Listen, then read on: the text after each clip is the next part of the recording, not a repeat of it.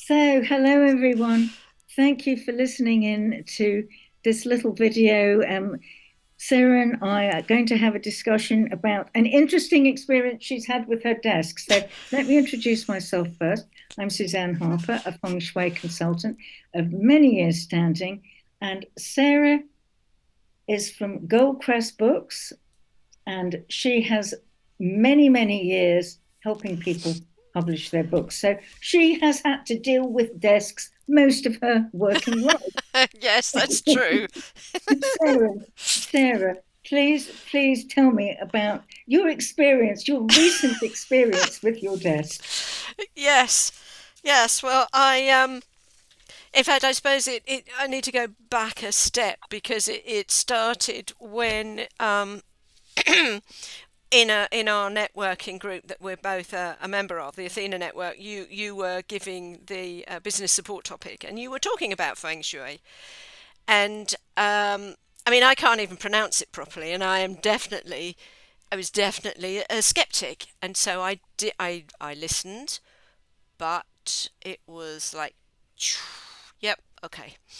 And and then a friend of mine said that she had moved her desk around a little bit and she felt completely different, which coincided with me looking at my office space. And I was really squashed into this space with my desk up against the wall and a filing cabinet one side, and then the door was sort of behind me this side.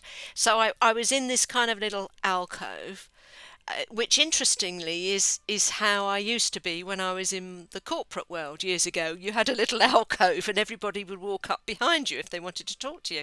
And it was a similar sort of thing. And I'd always had my desk up against the wall. And that, as far as I was concerned, was where I wanted to be. It suited me. I could put stuff on the wall where I needed to see it, and all the rest of it. And it had never occurred to me to change it.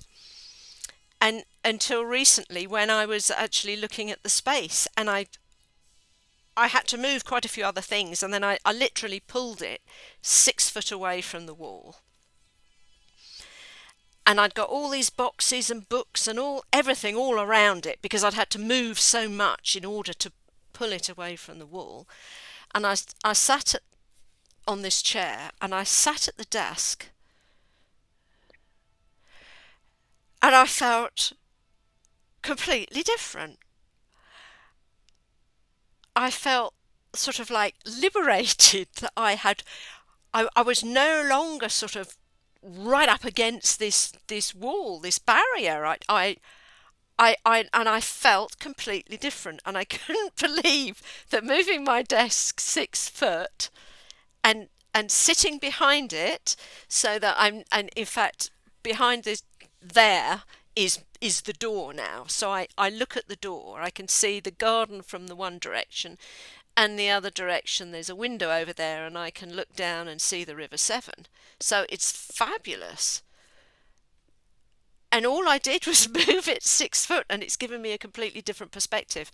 And that's when I got back to thinking about feng shui and what I'd actually done. And that's when we had a little discussion because I wanted to find out exactly what was happening, why it was that a 6 foot move away from a wall could make such a difference and make you feel so different and work differently.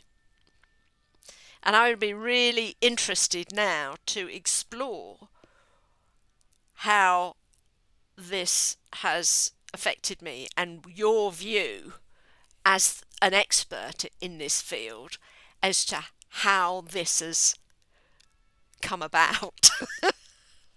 Well, first of all, I'm so delighted that you actually experimented and found it out for yourself because I can ask people to do things, and I frequently do. And, they hum and ha. And I have to say, it's very common that people do put their desks against the wall and then they work facing a wall because they've got more space in their room. And often, especially for people living in cities, you want to create more space, and especially if it's a home office.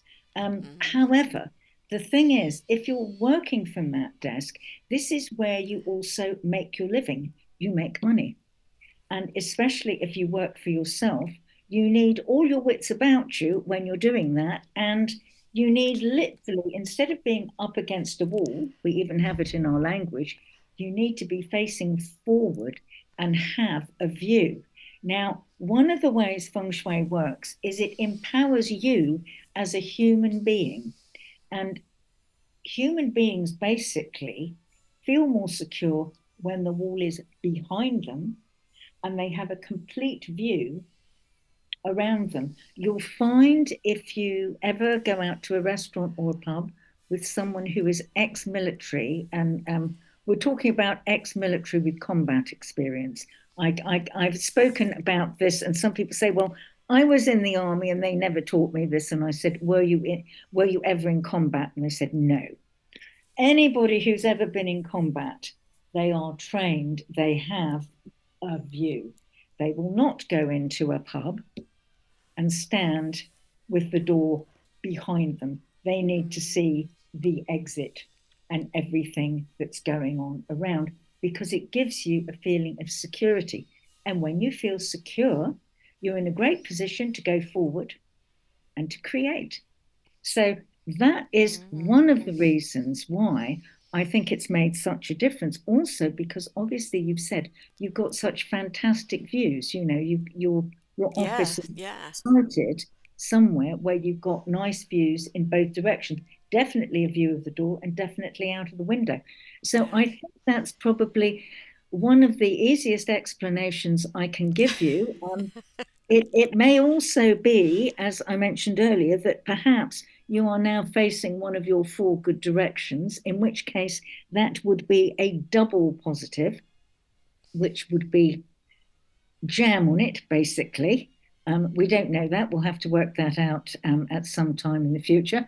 But I hope that's given you a little idea, Sarah, about why it might be that it's made such a difference.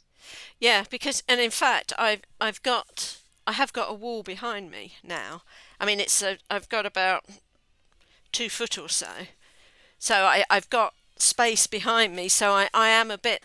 It is that kind of position where yeah, I've got the security of the wall behind me. I guess yeah, yeah, it makes sense. And then I've got this view all around me. Yes, you've got the fear of view. Yeah, yeah, yeah. Fantastic. Well, I hope for everyone listening, we've piqued your curiosity and roused your interest. Thank you, Sarah. Thank you Well, thank so much. you.